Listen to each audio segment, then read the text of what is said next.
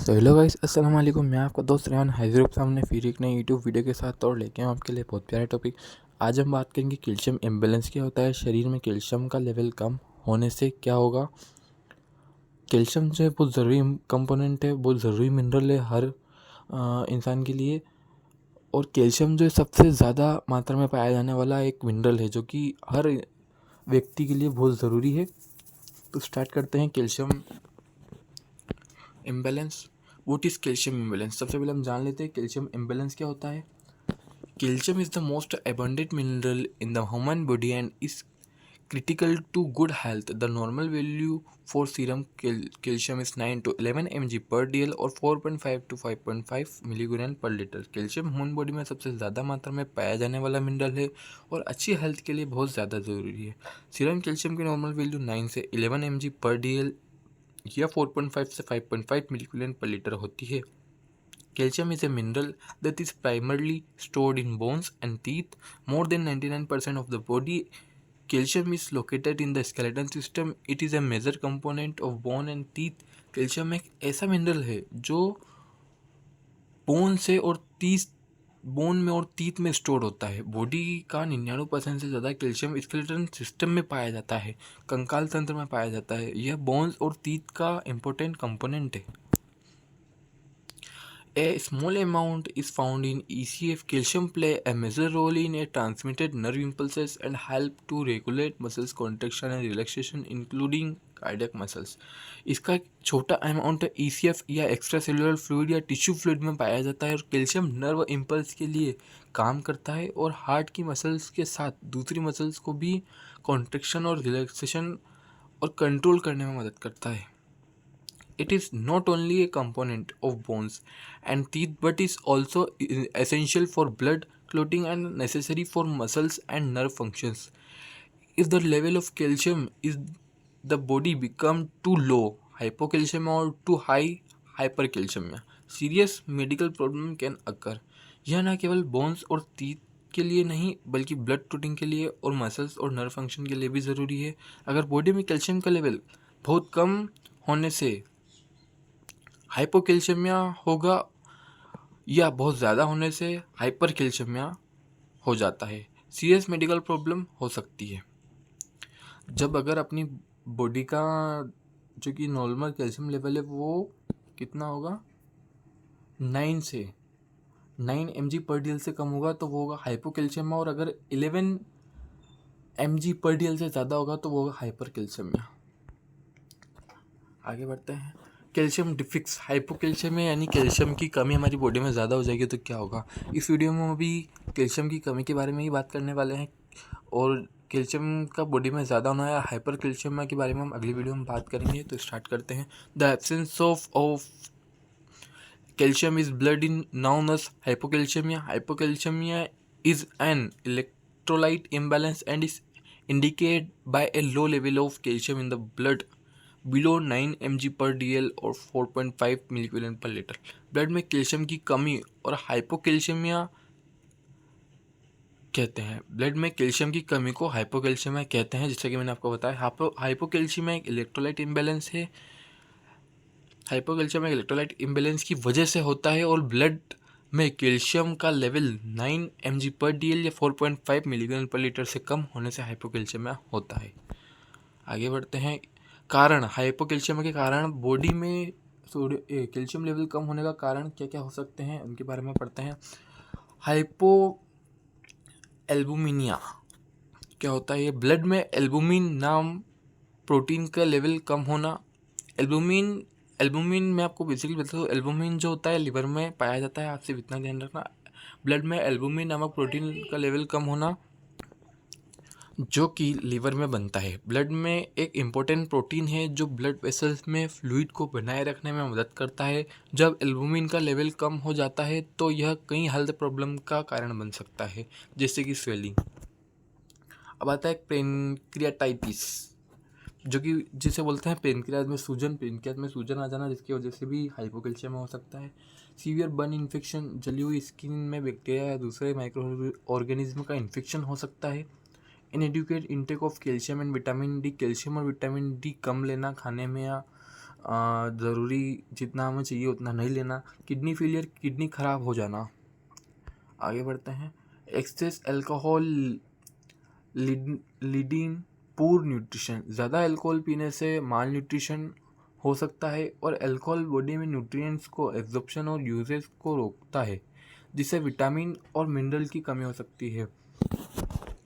इसलिए बोलते हैं कि अल्कोहल कम पीना चाहिए या नहीं पीना चाहिए, या बिल्कुल ही बंद कर देना चाहिए जो भी पीता है, क्योंकि ज़्यादा अल्कोहल पीने से माल न्यूट्रिशन यानी जो अपन खाना खाते हैं, जो भी हम खाना खाते हैं उसके जो ज़रूरी पोषक तत्व होते हैं वो बॉडी में एब्जॉर्ब नहीं हो पाते, और अल्कोहल बॉडी में न्यूट्रिएंट्स के एब्जॉर्प्शन और यूजेस को रोकता है। यानी जो भी अपने जो चीज़ें खाते हैं उसके जो मेन तत्व रहते हैं उनके एब्जॉर्प्शन हो ही नहीं पाता हमारी बॉडी में, जिससे हमारी बॉडी में ना एनर्जी रहती है, ना कोई ताकत आती है, कुछ भी नहीं होता है, जिससे विटामिन और मिनरल की कमी हो सकती है।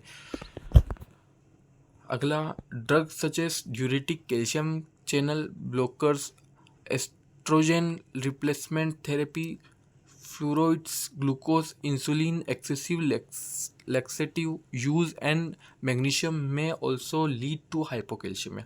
ज़्यादा मेडिसिन का यूज़ और मैग्नीशियम जैसी मेडिसिन भी हाइपोकैल्शियमिया कर सकती है। ये कुछ कारण थे। अब हम देखते हैं डायग्नोसिस कि जब हमें हाइपोकैल्शियमिया होता है तो हमें क्या क्या देखने को मिलता है, डॉक्टर क्या देख के पता लगाता है। सबसे पहले सीरम कैल्शियम लेवल 8.5 mg पर DL या 9 mg पर DL से कम देखने को मिलेगा। सबसे पहला low platelet count, low blood report में लो प्लेटलेट काउंट दिखेंगे। Increase parathyroid hormone level, ECG show lengthened ECG लंबी देखना और पैराथायरॉयड हार्मोन का लेवल बढ़ा हुआ दिखना। ये कुछ डायग्नोसिस हैं। आगे बढ़ता है मेडिकल कंडीशन मैनेजमेंट, हम उसका कैसे करेंगे या ट्रीटमेंट कैसे करेंगे। The treatment of hypocalcaemia varies over the cases, symptoms, longevity and severity. For mild और chronic hypocalcaemia oral calcium supplement without vitamin D और गिवन। हाइपोकैल्शियमिया का ट्रीटमेंट उसके कारण, लक्षण और लॉन्गेटिविटी यानी अवधि और गंभीरता सीवियरिटी को देखकर अलग अलग होता है। नॉर्मल या सीवियर हाइपोकैल्शियमिया में विटामिन डी के साथ या उसके बिना ओरल कैल्शियम सप्लीमेंट दिए जाते हैं। फॉर पेशेंट विथ एक्यूट और severe hypocalcaemia intravenous calcium gluconate और calcium chloride is given. Calcium supplement should be administered 1 to 2 hours after meals to increase intestinal absorption. Acute या सीवियर हाइपोकैल्शियमिया के patient के लिए intravenous calcium gluconate या calcium chloride दिया जाता है। Intestine में एब्जॉर्प्शन बढ़ाने के लिए कैल्शियम सप्लीमेंट डिनर के 1 से 2 घंटे बाद दिए जाने चाहिए। आगे बढ़ते हैं। Calcium salts are used instantly for severe hypocalcaemia with cardiac rhythm और tetany when fast corrections is required। Calcium salt का use severe hypocalcaemia heart rhythm या टेटनी के लिए तुरंत किया जाता है जब तेज़ और जल्दी सुधार की ज़रूरत होती है। The calcium carbonate is used in initial stage of hypocalcaemia. Calcium carbonate 250 और 500 mg एलिमेंटल कैल्शियम पर tablet is the least expensive compound. Calcium carbonate का यूज़ हाइपोकैल्शियमिया के शुरुआती स्टेज में किया जाता है। कैल्शियम बाइकार्बोनेट 250 या 500 mg एलिमेंट कैल्शियम पर टेबलेट सबसे सस्ता कंपोनेंट है। The uses dosage is 1-2 gram elemental capsule POT/TID। Calcium is gluconate and calcium chloride are used in correct amount with proper administration। सामान्य खुराक 1 से 2 ग्राम एलिमेंटल कैल्शियम POTID माओ से 3 times a day ली जाती है। कैल्शियम ग्लूकोज और calcium chloride का use सही amount में और सही तरीके के साथ किया जाता है। The calcium chloride is given if the patient has serious condition like cardiac arrest। Calcium gluconate work better for muscle cramps or nerve weakness। The calcium carbonate is used in initial stage of hypocalcemia। hypocalcemia calcium chloride तब दिया जाता है जब patient की condition severe हो, जैसे heart beat रुकना। Calcium glucose muscles में एथन या नर्व वीकनेस के लिए बेहतर काम करता है। कैल्शियम बाइकार्बोनेट का यूज़ हाइपोकैल्शियमिया की स्टार्टिंग स्टेज में किया जाता है। विटामिन डी थेरेपी में B instituted to increase calcium absorption from the GI tract. Vitamin D 1.25 mg per capsule require week to achieve full effect. GI track से calcium के absorption को बढ़ाने के लिए विटामिन डी थेरेपी शुरू की जा सकती है. विटामिन डी 1.25 mg पर कैप्सूल का पूरा असर होने में हफ्तों लगते हैं. The initial dose is 5000 IUPOPD and usual maintenance doses are 25,000 to 100,000 IUPOPD. The dose can be increased at a 4 to 6 week interval. Starting dose 50,000 IUPOPD और normal maintenance dose 25,000 या 1 लाख IUPOPD है. डोज को 4 से 6 हफ्ते के बढ़ाया जा सकता है. Vitamin D such as calciferol 0.25 or 0.5 mg per capsule is frequently used for the patient with vitamin D deficiency. Increase calcium over 1 gram per day in the diet is important for the hypocalcemia patient. Vitamin D जैसे कि कैल्सिट्रोल 0.25 या 0.5 mg पर capsule का use vitamin D की कमी वाले patient के लिए ज़्यादातर किया जाता है. हाइपोकैल्शियमिया के पेशेंट के लिए खाने में 1 ग्राम पर डे से ज़्यादा कैल्शियम बढ़ाना ज़रूरी है. आगे बढ़ते हैं. Calcium vitamin D foods are also encouraged, especially milk and other dairy product. This work better from the chronic hypocalcemia patient is they have vitamin D deficiency. Calcium के साथ विटामिन डी युक्त खाने को भी बढ़ावा दिया जाता है, खासकर दूध और डेयरी प्रोडक्ट को. यह क्रोनिक हाइपोकैल्शियमिया के पेशेंट के लिए बहुत काम करता है अगर उन पेशेंट में विटामिन डी की कमी है तो. Thanks for watching guys.